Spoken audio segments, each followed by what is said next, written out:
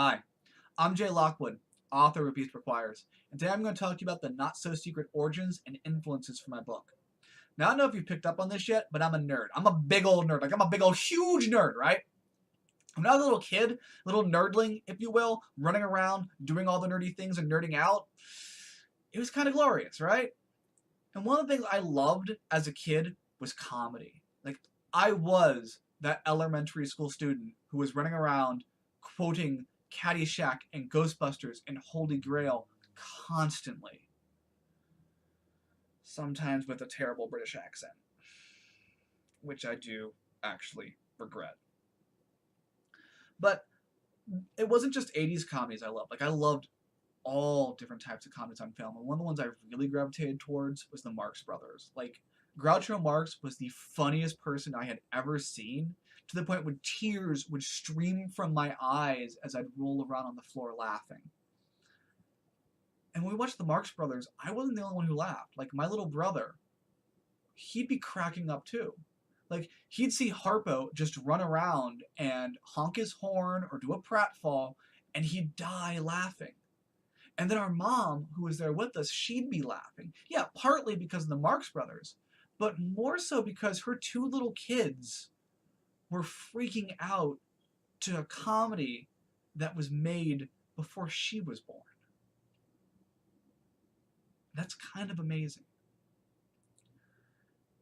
And keeping that in mind, knowing that I loved laughing because it felt good. And I wanted other people to feel good. So if I could make them laugh, I'd be doing some cool stuff, right? So I just started consuming more and more comedy, just like, oh, I'm going to watch these terrible sitcoms, and oh, God, these are awful. I'm going to watch these really cool sitcoms, which are not so awful, but now looking back at it, they actually are pretty damn awful. I'm going to watch some more comedy movies, and I'll watch some more, the old variety show comedy bits, and then I'm going to, what's this? I grew up in the 80s, so there was the stand-up comedy boom, which a lot of people kind of forget happened, but usually most TV networks had a sort of late night comedy special where they had like the fake brick wall and the bad neon lights, and then the poof of hair would come out and the really bad 80s jacket and do the thing where they hold the microphone and go, hey, you know what's funny about? No, please tell us what's funny about. Yeah, those specials, right? Those were on constantly. And I watched way too many of them, saw way too much bad comedy. But every so often you find like a really amazing comedian, someone who was just really freaking funny. And they kind of led to another comedian who was really, really funny. And then you start to like get exposed to another comedian and another comedian until finally, as a kid, I have more comedy records than anything else.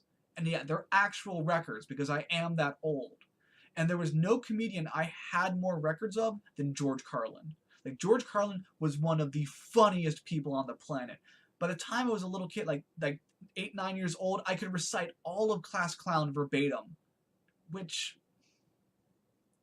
given being an 8 or 9-year-old kid, quoting George Carlin isn't the most appropriate things to do, so way to go, parents. You did a great job at that. So that love of comedy really started to shine when I hit middle school. Like, I was a class clown, and I loved being a class clown, and I was way too inappropriate for a classroom setting. Like, I acknowledge that I was a smartass, and a lot of the stuff I said I really shouldn't have said, but at the same time, I liked hearing the entire class erupt with laughter. So I've always loved comedy. Put a pin in that. As a little nerdy kid growing up, I gravitated towards fantasy for a lot of reasons that nerdy kids gravitate towards fantasy. You feel isolated, you want to escape. And I really wanted to escape when I was a kid. Like, fantasy was my salvation in a lot of ways, where I could just sit there and just leave my childhood away and go to a place full of magic where anything is possible. Being a nerd in fantasy, there's a joy that comes from it. But I wasn't just a little chibi nerd running around. I was a chibi little queer nerd running around. Being a little queer kid, you need escapes more than anything. Because being a little queer kid in the late 80s, early 90s, it wasn't a friendly, happy, positive environment. Like, the amount of progress we've made towards just everything is phenomenal, so we kind of forget how absolutely awful it was during the 80s and early 90s. And so I stayed in the closet. I was deep in the closet. I was behind the really bad neckties and the tweed jackets that don't fit quite right, maybe a couple of Christmas decorations. I was comfortable back there. And I had a lot of turmoil inside that I could sit there and, kind of forget about when I'd read stuff by like Terry Brooks. I loved Shannara as a kid. I'd read The Hobbit when I was 8 and was blown away and like, oh, this is the coolest thing ever. I read a lot of sci-fi too, so I read a lot of Douglas Adams, and like Douglas Adams, like, oh, this is hysterical, this is funny. But there was one author that I started reading that changed my perception of fantasy. And that's Terry Pratchett.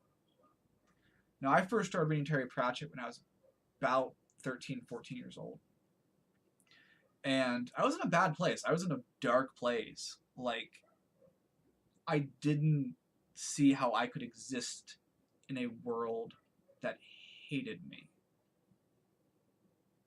So I was always depressed. I was constantly beating up on myself. And I hid it. I masked. I learned to mask really young. And I used humor as a mask. Constantly. Because, if he's always telling jokes, nothing can be wrong. And it kept people from bothering me or asking me if I was okay.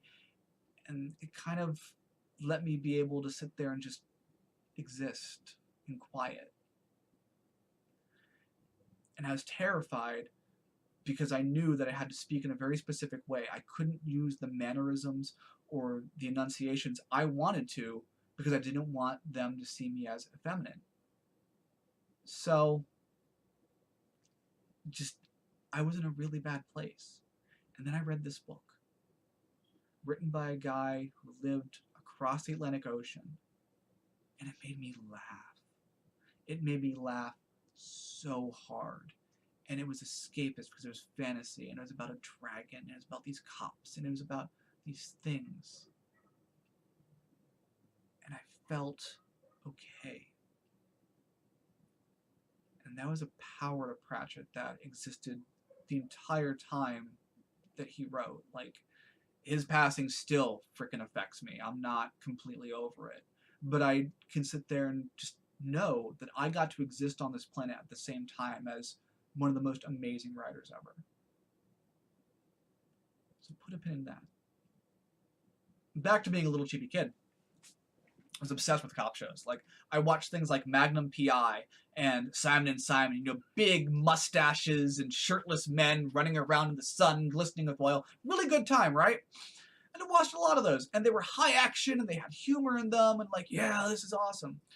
And then there was one show that was not so funny. That was Hill Street Blues. It was just like, it was gritty, and it was real, and people died, and all the cops were like a mess, and they were all alcoholics and all cheated on their spouses, and I didn't get any of it. I'd watch it, and I'm like, I have no idea what's going on.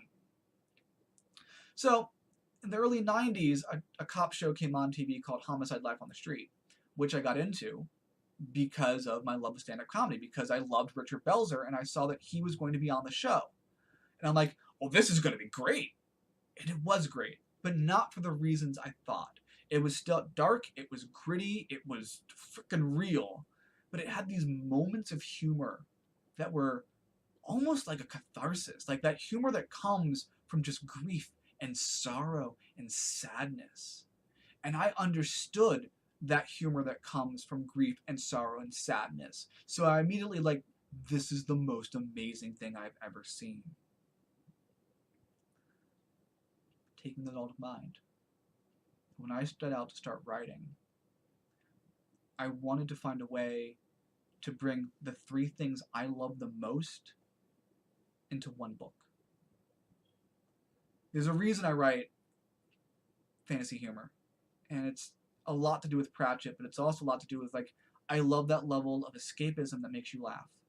But I also love that through fantasy as a lens, you can sit there and rail and scream against everything that pisses you off and just make it into a dragon. Or magic.